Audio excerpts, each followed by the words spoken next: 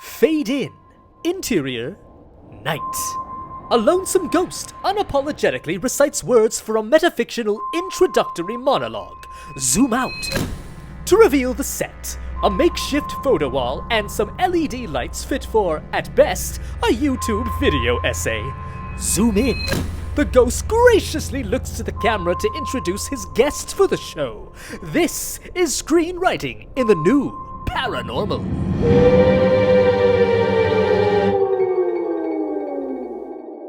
Hello, my friends. My guest today is a passionate screenwriter who happens to have an affinity for horror. Regina Kim!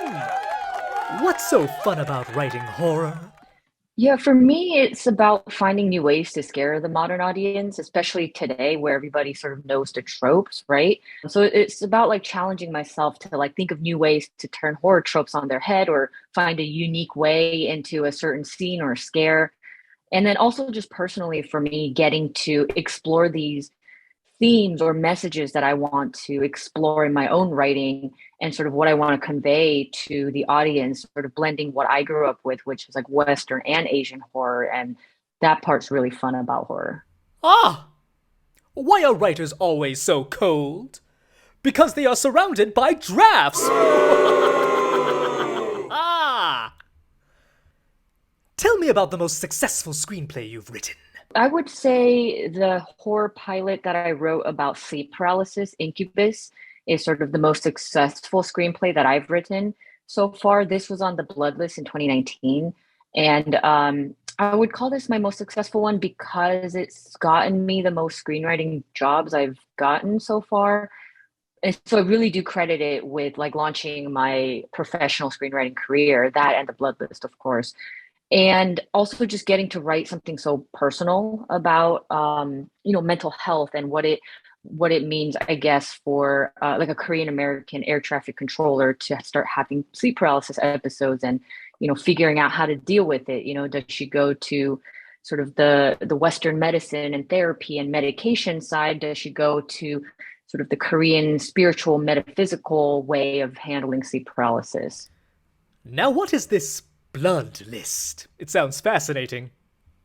Yeah, sure. So the Blood List is an annual list of the top horror screenplays of that year. So it's sort of like the Blacklist. Ah! But yeah, so it's like that, but it's for horror scripts specifically. And when I had submitted, they had sort of the top unproduced horror screenplays, but they also had a unrepped writers, like a section for unrepped writers. So it was cool for them to, I guess, champion those voices as well. So I was a fresh blood select, which is their little section for unrepped writers. Tell me about a screenplay you've written that you wish got more love. Yeah, I've always been a fan of creature features since I was young. So the one project I wish had gotten a little bit more attention is my creature pilot called Cryptid. And it's about a rescue diver who sort of goes into this like search and rescue operation of a cargo ship accident in Busan, South Korea, and then sort of like awakens this ancient sea monster that dwells down there and now is trying to kill her. And so it was really just like fun writing it because I was such a fan of creature features, and is also my own like personal homage to all the civilian divers who went in to retrieve the bodies of those students after the Sewol ferry incident in South Korea that happened in 2014. So that one, I would say. I'm a screenwriter and I just signed an amazing 2-year deal with the parent company of Universal Pictures. I'm going to be getting the basic cable plus HBO.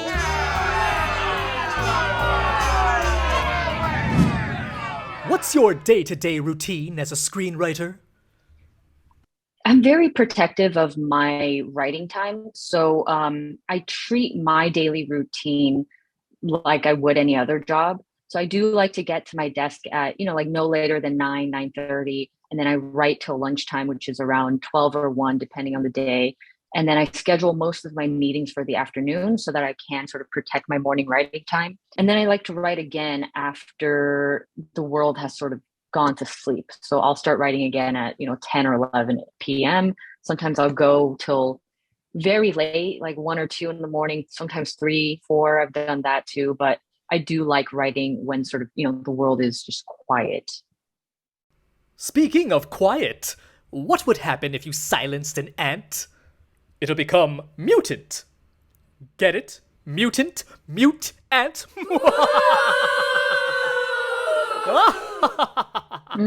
That's a good one. That's my favorite. Regina, how many writing projects are you working on right now? Currently 3. Oh, three. They all sort of have their own timeline. So this feature I'm working on with the producer, we have our own deadlines and timelines and meetings. But then the stuff that I'm developing with other people have their own deadlines and meetings that go on.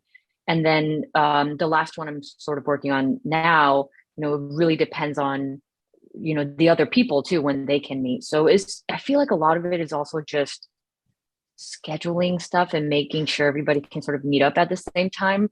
But then it's also cool because you get to sort of go off and do your own writing too, whether that's with a writing partner or just kind of by yourself. So it is nice to just have my own writing time as well.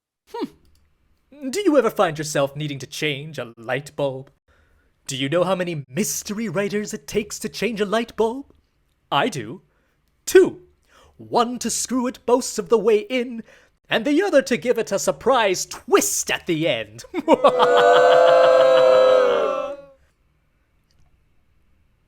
Tell me about the first time you saw a film produced from a screenplay you've written. It would be the short film that I made in undergrad. So I wrote a short sci-fi film about time travel and went through, every stage of making a film pretty much from pre-production to, production and actually being on set and shooting this film with actors and then post-production. So going through all of that, seeing how much work goes into, actually making a film was eye-opening because until then I'd really just focused on the writing part. And then this film made its debut at the San Jose International Film Festival up in the Bay Area, which is where I'm from. Oh. And that's where I saw it in a theater with an audience for the first time. And it was a very surreal experience to see, the reactions from the audience in real time. And just to see, how hard we all worked and for it to come together like that was such a proud and unforgettable moment. Why did the cook want to become a writer? Because he wanted to flip the script. You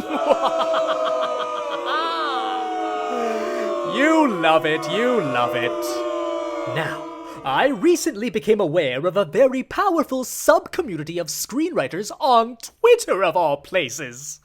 Could you explain screenwriting Twitter?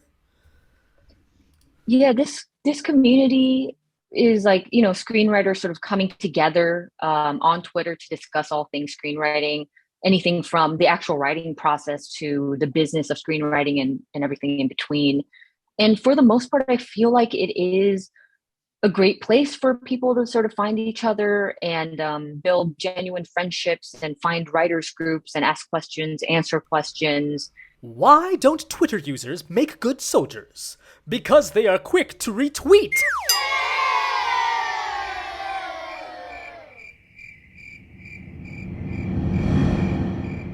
Anyway, continue. I know some people have also found jobs off of Twitter this way. So overall, I do think it is a positive environment, a positive place for screenwriters to gather on social media. Well, that's really inspiring. As an Asian American screenwriter, what is your take on the community? My experience has been overall positive. Of course, there's going to be some bad experiences, especially online. I do think it's different when you get to talk with people in person or even just people in your community. But there's always going to be sort of, racist encounters, of course. But for the most part, I do feel like we're making progress. It's slow but steady. And something I'm noticing, especially in sort of the Asian and Asian American groups, is that we're sort of tired of waiting around for people to say yes to us, and we're sort of just making our own spaces or financing our own stuff or just getting together with our own community members to push our stories forward. And as an Asian American, it's really important for me to do that because my experience as an Asian American is very different from my parents, right? Experience of being immigrants and having to come to a whole new country and learn to survive or, that kind of stuff. So a lot of my goals within the community is to share stories that are more about, what it's like to grow up American with sort of Western culture, a Western background, but also be true to your heritage, your Asian parents, your Asian traditions and culture. So that's the cool thing about being a writer today. Wonderful. Just wonderful. What's the scariest thing about being a screenwriter? The scariest thing is definitely the uncertainty of it all. There's no one right path into the industry and no one right way to break in. So I think it's, while they can be exciting, it can also be just really terrifying because you don't know if people are going to respond to you as a writer. There's no guarantee that you're going to make it, whatever that means to you. And so it's really just taking that leap of faith and hoping you land on solid ground. Beautifully said, Regina. Thank you. But now, my friends, it's time for the lightning round. Go! Favorite horror film? The original Texas Chainsaw Massacre. Oh, that was scary! Favorite book to movie adaptation? I'd say either The Exorcist or The Devil Wears Prada. Bonus answer would be Don't Look Now, the horror film, but I know that's based on a short story. Weirdest conversation you've had on screenwriting Twitter? The conversations that weird me out are the ones where certain people seem to prey on newer or emerging writers. It's the people who sort of pass themselves off as gurus or masters and say like, buy my class or buy my workshop or buy my book and I guarantee you're going to have success in 20 days and follow my rules. So those are the weirdest conversations that I've sort of seen on Twitter. 3 things you can't function without on the daily. Number 1, chapstick. Number 2, Google Calendar. And number 3, my allergy medication because I love my cat to death, but I am super allergic to her. Oh, I'm glad the two of you can coexist. Something had to give, and I was not going to give my cat up. Good choice. Most memorable Halloween costume? 2-part answer. My favorite Halloween costume I've ever had is going as a pink Power Ranger as a kid. And then my most memorable one is when I dressed in a hanbok, which is a Korean traditional dress. And I would say that's because, as we sort of trick-or-treated and went around to the different neighborhoods than people would start to ask about it and seemed really interested in learning more about my culture. So this was very memorable to me as a kid because I remember that feeling of, my heritage is important to not just me, but other people too. Great! It's fun and educational. Yeah, for sure. Thank you, Regina, for shooting the shit with me today. My friends, I must ghost you for now. Until next time, goodbye.